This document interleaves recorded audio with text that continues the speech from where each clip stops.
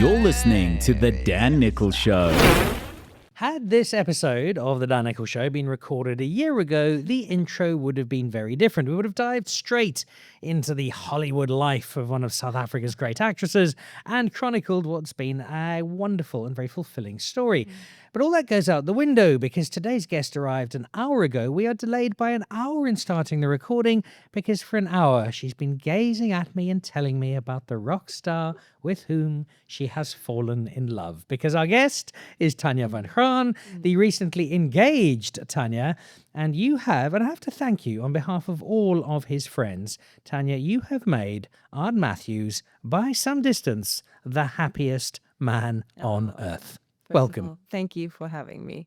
And I think I'm the happiest woman. You would say that. You should say that. I absolutely love this. And watching the two of you is absolutely hilarious and heartwarming at the same stage because you're basically two love-struck teenagers at a matric ball every single minute of every single day. You hold hands, you skip together, you blow each other kisses, and I absolutely love that because I'm a massive romantic at heart, but also to see Art, who's such a good friend of mine, has been for so many years, find this soulmate and find someone who absolutely adores him is just so wonderful to see. It is. I think we feel more like toddlers that are playing in a sandpit. It feels like the baby, the young Tanya, like the Tanya before the character or the egoic self, became that.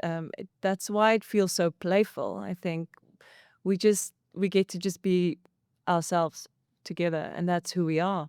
We're not trying to put anything, It just truly is who we are. And there are people who might say, well, okay, you do that on Instagram and you're mucking about and having all this love-struck fun. But I can attest to that because I've been stuck with the two of you and you don't even know I exist because you're just having so much fun. That is true. That's true. How did it happen? When did you first set eyes on this slightly unkempt rock star? Well... Had you known each other for a while? No. And the funny thing, I always say, not funny thing, but there's a thing about timing. And I've been in the industry since, when I say South African industry and being known, and back in the day, and the FHM things, and the South African television since 2004. And he's been in the industry for a long time. And you know how small since it the is. 1960s. Yeah, well, he's been a little bit longer than me. But the industry is so small. The events, it's the same events, but we never crossed paths once. Never did. I mean, I did music videos for Prime Circle and everyone around him. All the big bands. None of these little ones like Just Jinger. So it's been quite funny. We've actually tracked back on many times we could have met. We were actually at an event together and we... Sliding doors. Did, yeah. It's meant to be that way. And was it love at first sight? Well, you know the story, but I'll tell it again. Actually, he wrote me on Instagram, which is the worst. He is such a stalker. No, but actually, funny thing is because I was in Summertide, the Mnet TV series, and he watched it. He was a big fan, and the only reason I would respond to anyone DMing me on Instagram, because I'm not somebody that would be, oh, hi, kind of thing. Yeah, you never responded to any of mine. No, I actually didn't. Is somebody on set, an actor friend of mine that's good friends with him, said he's a big fan of Summertide. And when you say that, I kind of go, cool, he loves the ocean and he loves South Africa. So I was like, I remembered that. And when I got the message on Instagram, it was for a music video that he wanted to shoot. And he said to his director, he knows this, he's watching this girl on this show, but he doesn't know her name. It's like, when? And yeah, so he contacted me through there, and then we had a meeting, and he still says that was our first date, and it definitely was. Felt like yeah. it. And now, months later, there's a beautiful engagement ring on finger, and this love story just keeps unfolding. It's like that's all there ever was. We could talk about this. You could certainly talk about this for hours and hours and hours. We'll just have to have you back and do the podcast live from the wedding at Grand West Casino later this year. I'm going to take you back, though, to another date in terms of calendar date as opposed to event together. But we were at an event together, which was the first time I set eyes on Tanya. And this is going back a fair while. Wow. And you've already referenced obliquely where it was. It was the launch of a rather big FHM I think you were the cover. It was a. Wasn't it? Was it? It wasn't when I won. Yes. It was in the hangar. Yes. Were you there? I was there. In Randburg Airport. I was obviously way in the And background, Prime Circle was playing that not day. allowed anywhere close to people of Oh my consequence. goodness, I'm so sorry. And here was this dazzling figure on the horizon of South African superstardom. Oh wow, that's funny. And those were quite heady days because FHM then was kind of as cool as it got in the sort of lad culture space. Well, I was, funny enough, I've never had the desire to be a model or do FHM or in that sense. I never had the posters going, I want to be that girl. I actively turned it down, so I was one step further. Well, I can imagine. But so when I was studying, I started studying musical theater and then I studied film, and I was already working in the industry as an actress, and that was just kind of on the side because it had such a thing about it back in the day. It wasn't like Instagram now.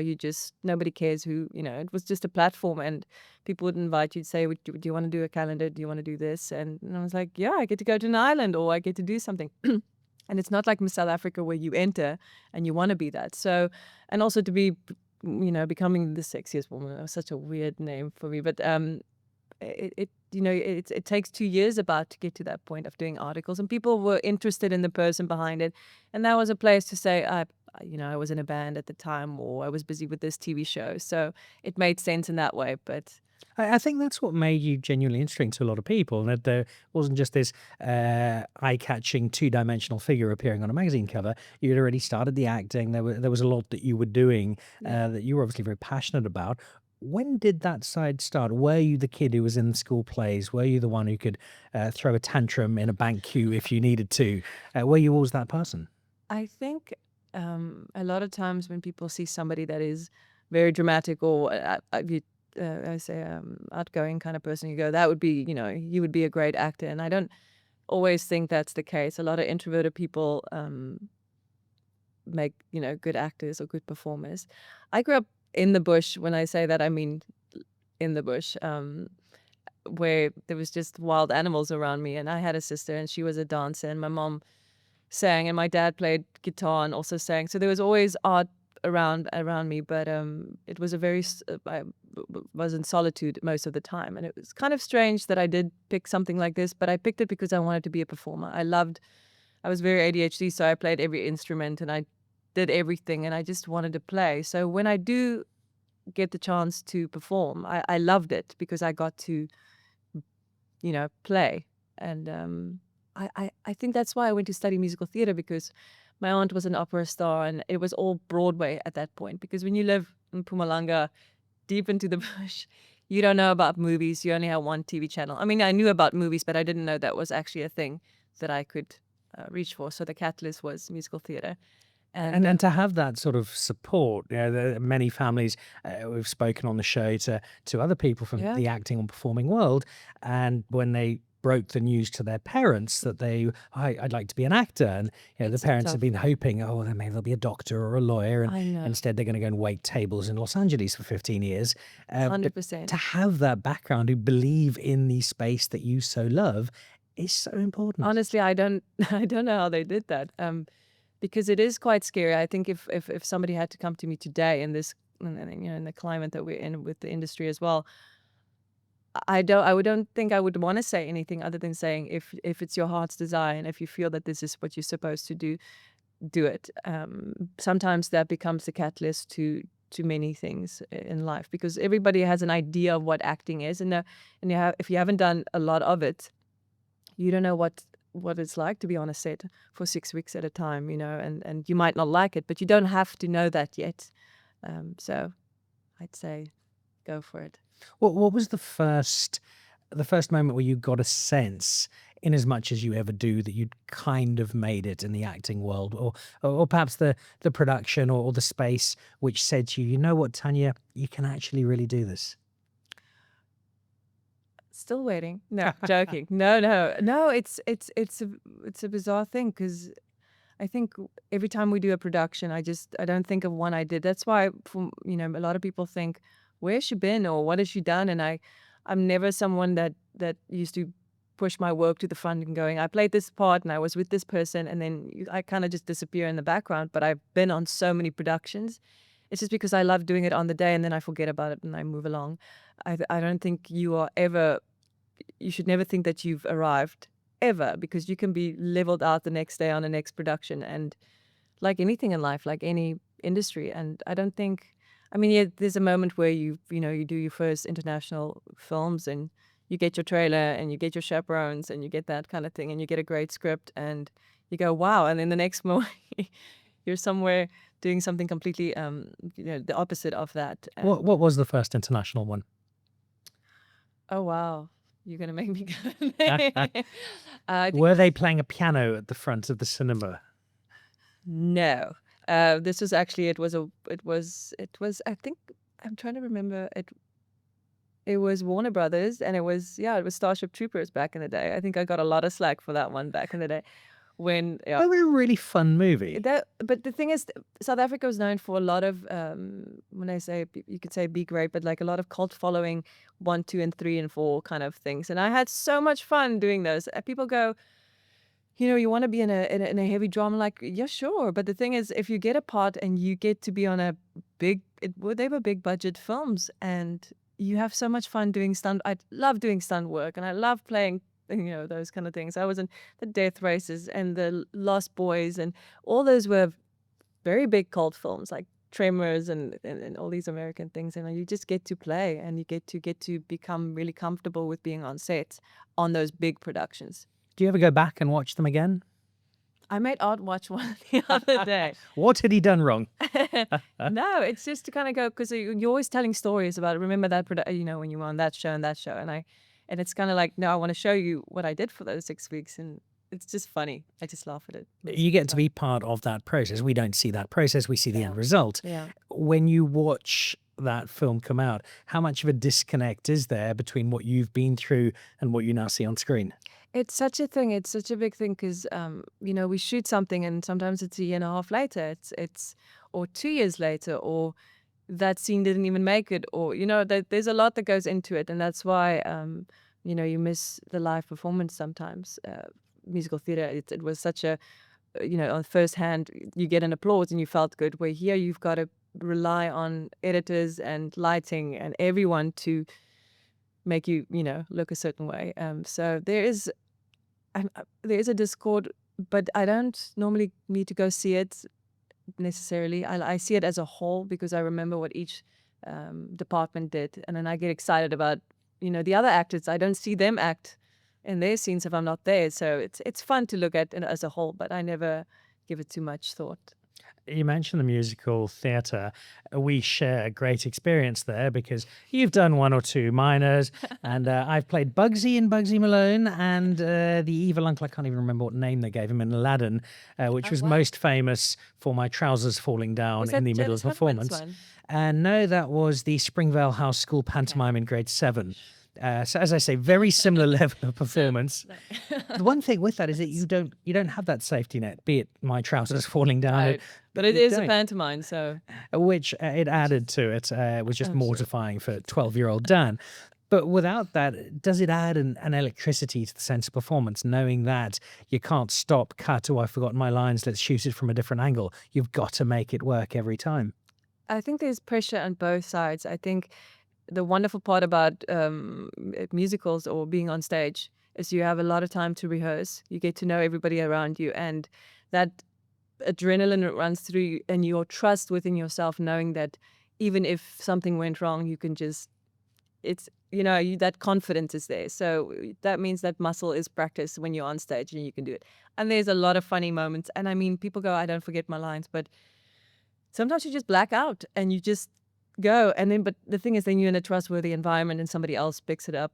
My last musical was with pantomime with Mark Lottering, 2010 in Joburg. And it was so much fun watching those guys as well. And when you see, people like that done it so many times, have fun when there is a bit of a screw up, you actually look forward to those moments, because it becomes, it's for the actors on stage. We have so much fun doing it. But in people think that in film you have more leeway to do it again and do it again. But there's way more pressure, because no matter where you shoot in the world, there's always a budget, there's always a set time, and you've got producers and directors sitting there and going, you need to get this shot now. We only have the sun setting, that kind of thing. So they both have that element in it.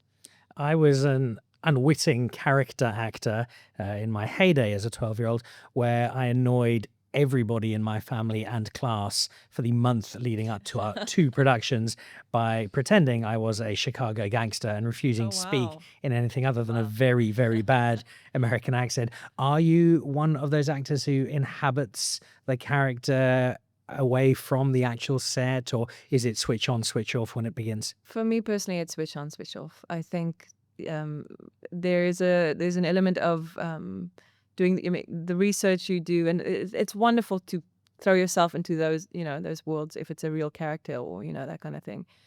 But out of my experience being on sets and observing other people who do method acting, it's not always a pleasant experience for everyone else that's on set. And for me, I feel I'm more of a team player when it comes to it, not just an individual that sits in a trailer.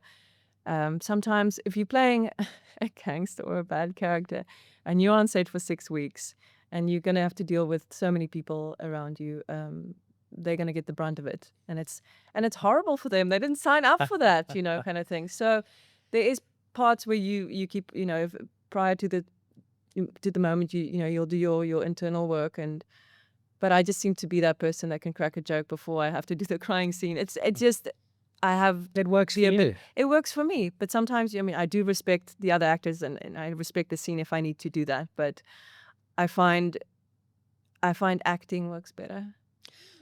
Of all of the roles, and you've played so many different spaces, what's the one that's given you the most joy? Well, that one runs deep. Funny enough, the Summertide that I did, the Mnet one, because if it wasn't for that one, I would have made Oh, lots. how did I know that's where this was going to go? No, you know what? I think if I think about the roles that I've played, all the action kind of figures and that kind of, which I love to play because I grew up on a game farm. I was shooting since I was 4 years old, and I was always so proud when I got into the film industry that I was the one that could handle the guns better than the men could, and because a weapon was always just an extension of when you've done it since you were little. And I like to be seen as the girl that could handle it, because kind of that became my persona in some way, because I don't want to be the girly girl, I don't want to be that. So it kind of felt cool to be tough. And those kind of roles were really fun because I like stunt. I like the stunt groups, and it's wonderful. But later on in life, as you awaken to more of who you are, and when you get to set, you really are in the here and the now. When you understand what that means to be an actor and start doing that, I started liking to go more in the internal part. Like, so even with the Summertide role was very much had to play it subtle. It's just a character. There's no, skop skiet en donder. It's just here. So I've always loved that, but I realized I didn't care what the world sees from the outside anymore. It's how it felt while I was playing it. So You were part of a series that I watch, not just in itself, but also I watch what's happening in local television quite closely because it's a big part of Yeah. what I do. And to see this renaissance, to see this investment of the kind of sums of money you need to produce something on that scale Yeah. in South Africa, it's really heartwarming that there is collectively a belief that we have the talent, we have the potential, we have the stories to Yeah. tell, that we don't, as was perhaps the case not that long ago, have to go to America or go to Europe to find the stuff to bring here. I know. We've actually got stuff we can do on our own terms that's every bit as good. It is so good. I mean, that's why the Americans come here and use us in their films as well. So we definitely have the talent, and we definitely have all of it. The stories. I think it's becoming how do you say, confident in our own stories. Because why is it that we can watch a film from Australia or from everywhere in the world, and it's just kind of going, we are enough. Our stories is wonderful, and I think the stories that are just, when I say normal stories, I go, you don't always have to talk about suffering or anything like that. I think just what makes it interesting is what is your conditioning and your country and all that suffering done to you. and to for instance, your humor. Like, and if we didn't speak about any of the suffering and just put you up as a character, there's so much. It's so rich and it's so layered, and nobody would know where that comes from. But I think in South Africa we have such rich stories, and even if it's just a family story like Summertide, it's a beautiful location, and it's stories about families, and everybody will relate to that. And just so we can re-emphasize, it was, of course, what got you to meet Art. So, and in fact, you totally don't know this, but the very first scene he saw you in, you were actually, you just walked into the ocean from the beach. So you were standing in shallow waters. No, I was probably in deep waters. That's why he wrote that song, because I'm a freediver. He probably said, I'm leaving shallow waters, going there. Before we let you go, because you've got a romantic beach picnic to get to, I do want to ask about going forward, and you cannot answer this question with being Mrs. Ard Matthews. I want another answer. The roles still to come. My role, having conquered and dazzled the Marandera theatre scene in, what would that have been, 1989. My next step, if things go according to plan, and I'm still young with a lot of potential, I would love to play a Bond villain, because I think you just have so much fun being evil, but without the consequences. Right. But every actor has, I think, that role or that space that they'd love to one day inhabit. Or at least I think that's the case. Yeah. Is there still a person, a character, a story that you'd really, really love to inhabit? Definitely. I can't tell you that there's just one. I think it would be the combination of the two things that I loved. I love playing the Bond girl, but I think that the characters, I mean, you see now with watching we're watching the most incredible TV series and films, where you see such depth of characters. No, there's no more just a Bond person that, they have such great character. And I think I get to be, maybe play that deeper side and also play the stunt side of it all and just have fun with it. And honestly, when I say I couldn't care, I'm not precious about any of it. I think I play my greatest character is life. Every day feels like I'm on a movie set. And it's wonderful. If I never act again, I would be just as happy, because there's so much art, and we're constantly creating in every way. And if I have to sit around and wait for something to happen, be it how the industry is, it's kind of out of our hands. I'm grateful that I've done so much already, and but I'm excited for what lies ahead. I've had in the past people give me a very similar answer to that question, and 9 times out of 10, I do not believe them. Not because I don't think that they're not being honest. I just think underneath that's not really the case. But in this case, I do, because I've seen just how absolutely goofily happy the two of you are. And the fact that you are both a little further down the road in your respective careers and just doing things on your own terms. Yeah. Absolutely loving it. And he's so helpful. I mean, I can't wait. Reason I can't wait to do another film. He's been on one film with me, but being together while I was on a film. But doing an audition, I want him. It's so much fun. He does a great American accent, and he's a great actor as well. And same with his stuff. He's busy. I mean, writing the most incredible album now, and I know my value that I'm adding to it. It's wonderful. And I go, if I was on a film set now, I wouldn't be able to be in the studio with you. So it's all meant to be. Tanya, I am genuinely thrilled for you both. Thank you so much. And again, thank you. Watching Ard get engaged to you is kind of like watching your not very bright friend win a Nobel Prize. I'm very happy for him. No, he's an absolute delight, and you've done equally well. But thank you also because you've given, as I think a lot of people in your space do but don't always understand, you've given us so much joy on stages and on screens over the years, and you will never know who you've given all that joy to, but do be assured that there are many, many of us, and it's been an absolute delight having you on the show. And I look forward to, I think it's next month, where we're giving away 24 tickets to the wedding on the show, which is a very exciting giveaway. I mean, we'll probably be lapping, but sure, if you can find us. We will track you down. Thank you so much. I really appreciate it. Tanya, thank you. And whatever it may be, we look forward to that next movie, and more important, this wonderful story of yours unfolding. You're listening to The Dan Nicholl Show.